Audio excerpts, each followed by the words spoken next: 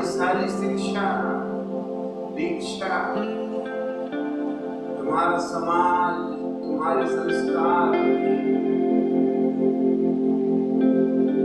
तुम्हें दौड़ना सिखाते हैं दूसरे के पीछे।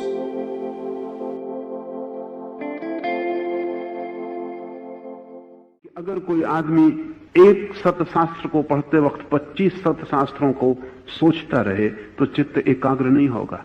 जब पतंजलि को पढ़ना तो सारे जगत को भूल जाना, पतंजलि को ही पढ़ना। और जब महावीर को पढ़ना तो महावीर को ही पढ़ना, फिर सारे जगत को, पतंजलि को बिल्कुल भूल जाना। लेकिन हमारी तकलीफ यही है कि जो हमने और जान लिया वो हमेशा बीच में खड़ा हो जाता है, चित्त कभी एकाग्र नहीं हो पाता। और शास्त्र से कोई संबंध न जुड़ेगा अगर चित्त पूरी तरह एकाग्र ना हो।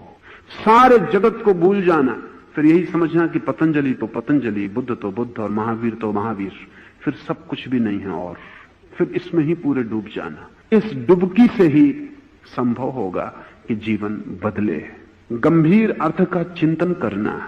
हम अर्थों का चिंतन नहीं करते, हम केवल अर्थों के साथ विवाद करते हैं। आपने अगर मुझे सुना तो आप इसकी फिक्र नहीं करते कि जो मैंने कहा है उसके क्या गंभीर से गंभीर अर्थ हो सकते हैं। आप इसकी फिक्र नहीं करते, आप तो अर्थ अभी समझ गए, गंभीर का और कोई सवाल नहीं है।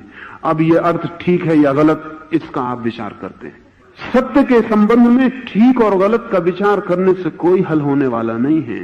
क्या कहा है उसमें कितने और गंभीर उतरा जा सकता है, कितने गहरे जाया जा सकता है।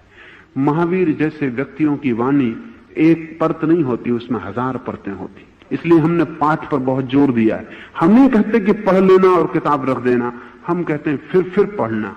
फिर पढ़ने का क्या मतलब है? फिर पढ़ने का मतलब है कि कल मैंने एक अर्थ देखा था, आज फिर से पढ़ूंगा, फिर खोजूंगा कि क्या और भी कोई अर्थ हो सकता है, और भी कोई गहरा अर्थ हो सकता है। और महावीर जैसे लोगों की वाणी में जीवन भर अर्थ निकलते आएंगे। आप जितने गहरे होते जाएंगे उतने गहरे अर्थ आपको मिलते जाएंगे।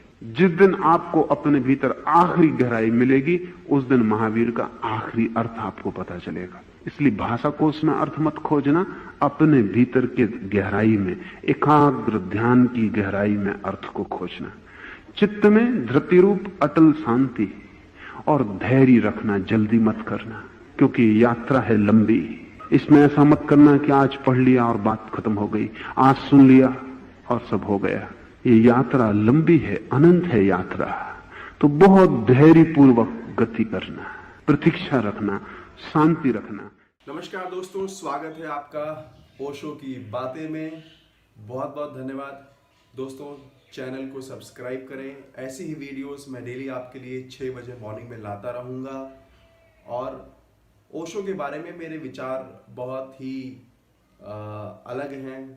और मुझे ऐसा लगता है कि ओशो को बदनाम किया गया था। ओशो ये बिल्कुल भी फेयर नहीं है, क्योंकि ओशो ने सेक्स के अलावा भी बहुत सारी बातें कही हैं। और मेरा प्रयास है कि मैं ऐसे उनके लेक्चर्स आपके साथ शेयर करूं जहां पे उन्होंने जीवन के और भी विभिन्न पहलुओं पे बहुत ही अच्छे तरीके से समझाया है। मेरा आपसे निवेदन है कि आप चैनल को सब्सक्राइब करें और अपना सपोर्ट दिखाएं। बहुत बहुत धन्यवाद दोस्तों।